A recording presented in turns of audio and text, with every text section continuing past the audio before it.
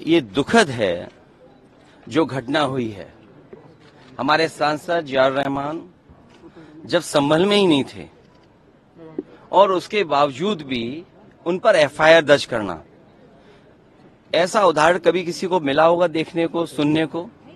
एक police officer ये कह रहा हो कि नेता बनना छोड़ दो, नेताओं का सहारा लेना छोड़ दो। किसके लिए भाषा थी वो? और मैं ये कहना चाहता हूं, हालांकि सब जानकारी आपके पास है, दुखद है कि नईम जैसे नौजवान की जान चली गई, बिलाल की जान गई है, रोमान की जान गई है, कैफ, अयान, और इसमें से कुछ कम उम्र के भी हैं। मुझे याद है जब मैं लखनऊ में प्रेस कर रहा था, उस समय जो जानकारी थी और जो जानकारी छिपाई जा रही थी, जब वहां पर लोकल स्तर से जानकारी हासिल हुई, तब मैंने कहा कि नईम की जान गई है और पुलिस की गोली से गई है। आप लोगों पे सब वीडियोस हैं, आप लोगों पे जगह जगह से वीडियोस मिले हैं, कवरेज है पूरा का पूरा कराया गया ये दंगा है। और किसने कराया? सरकार ने कराया, क्योंकि सरकार जो बेईमानी कर रही थी, सरकार जिसने वोट लूटा, सरकार ने जिसने मशीन पर ईवीएम की बटन बार बार पुलिस से दबाई, प्राइवेट ड्रेस में पुलिस लगाई, उस चुनाव में इनकी धांधली, इनकी चोरी न पकड़ी है, इसलिए जानबूझ करके संभल में घटना कराई है। और मैं पढ़ना चाहता हूं, संभल की शाही जामा मस्जिद के खिलाफ 19/11/2024 को सिविल जज चंदौसी संभल में एक याचिका डाली गई। कोर्ट ने दूसरे पक्ष की सुने बगैर उसी दिन 19/11/2024 को सर्वे के आदेश दे दिए।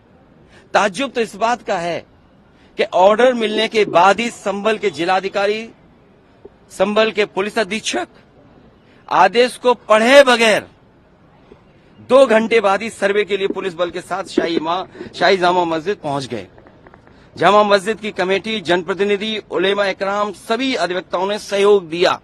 जिस समय पहली बार सर्वे हुआ है और कोर्ट के आदेश के बाद पूरा का पूरा सहयोग, जो भी वहां जिम्मेदार लोग थे, जो भी जिम्मेदार वहां पर मौके पे थे, सबने सहयोग किया। जिलाधिकारी संभल और पुलिस अधीक्षक संभल ने 2.5 घंटे सर्वे के बाद कहा, अब सर्वे पूरा हो चुका है और अब रिपोर्ट कोर्ट को भेज दी जाएगी। दिनांक 22/11/2024 फ्राइडे को जुमे की नमाज के लिए लोग नमाज अदा करने के लिए जामा मस्जिद पहुंचे, लेकिन पुलिस प्रशासन ने बैरिकेडिंग लगा दी ताकि लोग नमाज न पढ़ सकें। उसके बाद भी लोगों ने संयम बरता,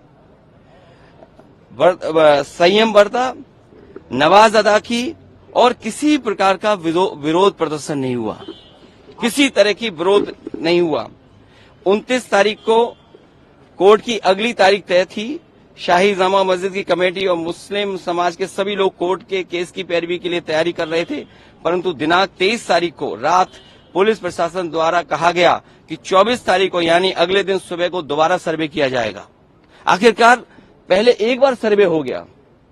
ये आदेश पुलिस प्रशासन को किसने दिया कि दोबारा सर्वे आपका होगा, जब पहले सर्वे में सब लोगों ने सहयोग मदद की, पूरा सर्वे हुआ, किसी को आपत्ति नहीं थी सर्वे पर, लेकिन जानबूझ करके आगे शाही जामा मस्जिद की कमेटी और अधिवक्ता ने कहा कि एक सर्वे तो मुकम्मल हो चुका है, अब दूसरे सर्वे की क्या आवश्यकता है।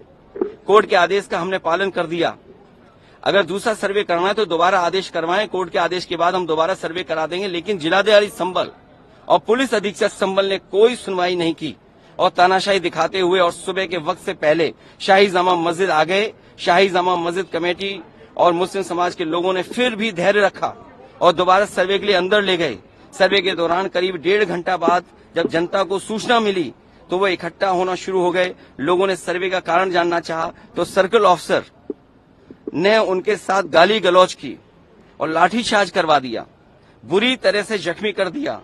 इसका विरोध करते हुए चंद लोगों ने पत्थर चलाए, जिसके बदले में पुलिस, सिपाही से लेकर अधिकारी तक ने अपने सरकारी और प्राइवेट हथियारों से गोलियां चलाई, जिसकी वीडियो रिकॉर्डिंग है, जिसके एवज में दर्जन लोग गोलियों से घायल हो गए। 5 मासूमों जो कि अपने घर से सामान लेने के लिए निकले थे, उनकी मृत्यु हो गई। संभल का माहौल बिगाड़ने में याचिका दायर करने वाले लोगों के साथ पुलिस और प्रशासन के लोग जिम्मेदार हैं। इनको निलंबित किया जाना चाहिए और हत्या का मुकदमा चलाया जाना चाहिए, जिससे कि लोगों को इंसाफ मिल सके और आने वाले समय में कोई इस प्रकार के संविधान के खिलाफ गैर कानूनी घटना को अंजाम न दे जा सके। और बीजेपी के लोग ये कह रहे हैं कि संभल को बांग्लादेश बनाना चाह रहे हैं। देखिए, अगर आप बीजेपी की बात मानोगे तो गड्ढे में गिरोगे, जाके बीजेपी की बात मानोगे तो खाई में गिरोगे। बीजेपी वालों से पूछिए, क्या चुनाव कराया था आपने उत्तर प्रदेश में? कोई ऐसा मुसलमान भाई नहीं था जिसको इन्होंने रोका ना हो। लाठी से, बंदूकों से गाली गलौज की इन्होंने। हम लोग लगातार कहते रहे और फिर बीजेपी के पास जवाब क्या? जब चुनाव आयोग को शिकायत की गई तो चुनाव आयोग ने खाना पूर्ति कर करके कुछ अधिकारियों के खिलाफ कार्रवाई की। क्या ये बता सकते हैं क्यों कार्रवाई हुई थी उनके ऊपर? क्या वोट रोकने का अधिकार था? क्योंकि वोट लूटने पे चर्चा न हो। ये लोग लूटने वाले लोग हैं, इनके लिए लोग कोई मायने नहीं रखते, लोग मायने नहीं रखते। इन्होंने तंत्र से समर्थन लिया और तंत्र से ही अन्याय कर रहे हैं। उनका सीधा साधा फार्मूला है, पहले वो अन्याय करते हैं, अगर आप अन्याय का विरोध करोगे तो आप उन्हीं के अधिकारी आपके खिलाफ तमाम मुकदमे दर्ज करा देंगे। क्या जियाउल इस्लाम वहां थे? हमारे विधायक वहां थे और सांसद थे क्या वहां? जियाउर रहमान, कोई बता दे। वो बेंगलोर में थे, वो अपने कार्यक्रमों में थे, संभल में नहीं थे। और ये तो उत्तर प्रदेश के बारे में आपको नहीं पता। आप में से सब उत्तर प्रदेश के लोग हैं। अगर प्रेस के लोग भी सच दिखा दें तो उन पे भी कार्रवाई हो जाती है। और मैंने अपनी प्रेस कॉन्फ्रेंस में कहा था कि बीजेपी के नेता ने कपड़े उतार करके प्रेस को मारा था, पूरे कपड़े उतार दिए थे। क्या कार्रवाई हुई बताइए आप? क्या प्रेस के लोग सुरक्षित हैं यूपी में? और अपना चुनाव जो लूटा है उसको छिपाने के लिए इन्होंने, सरकार ने जानबूझ करके किया है। कुछ लोग तो ये कहते हैं कि साबरमती फिल्म देख करके उन्हें लगा कि उन्हें भी बड़ा नेता बनना है, इसलिए ये सब कुछ कराया गया है। सदन में इसको उठाएंगे। मैं, हमारे सभी सांसद और तमाम विपक्ष के लोग इस सवाल को उठाना चाहते थे, लेकिन सदन में नहीं उठने का मौका दिया। कल भी नहीं मिलेगा मौका, जब मिलेगा तब ये सवाल उठाया जाएगा और हमारा डेलीगेशन भी जाएगा। वहां के लोगों के दुख दर्द परेशानी, और फिर सरकार के हाथ में सब कुछ है। अज्ञात में नाम डाल दिए। मैं आपको याद दिलाना चाहता हूं, कानपुर में जब दंगा हुआ था, अज्ञात में नाम लिख करके बड़े पैमाने पर पुलिस ने अन्याय किया था।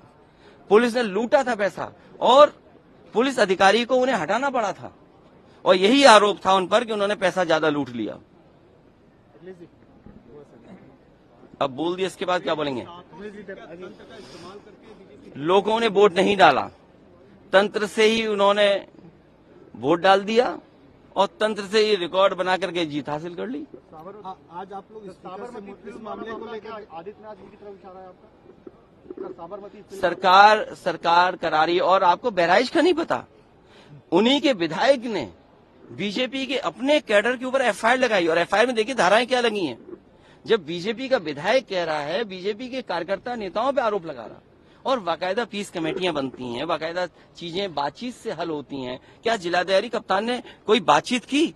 जब उसका पक्ष तैयार था सर्वे के लिए, सर्वे आप कर लीजिए, आप रिपोर्ट लगा दीजिए। आप किसी की बात ही नहीं सुनना चाहते हैं कोर्ट में, आप अपनी मनमानी करना चाहते हैं। तो आखिरकार कौन निर्देश दे रहा है मनमानी के लिए? आखिरकार कहाँ ऐसी ताकत है जिसके आगे सब झुक रहे हैं और अन्याय कर रहे हैं? ये लगातार अन्याय उत्तर प्रदेश में हो रहा है। ये इसलिए हो रहा है क्योंकि अपनी नाकामी छिपाना चाहते हैं और सबसे ज्यादा कमजोर जो लोग हैं उनकी तरफ ही जाना चाहते हैं। धन्यवाद। इसी तो उन पे एफआईआर दर्ज क्यों हो गई या उनका नाम क्यों डाल दिया गया? मैं इसी संबंध में मिला हूँ। और अज्ञात में हजारों नाम डाल दिए, इसलिए डालेंगे दबाव बना लें। और पुलिस तो जानते हो कैसे काम करती यूपी की। चलिए, बहुत धन्यवाद। हमें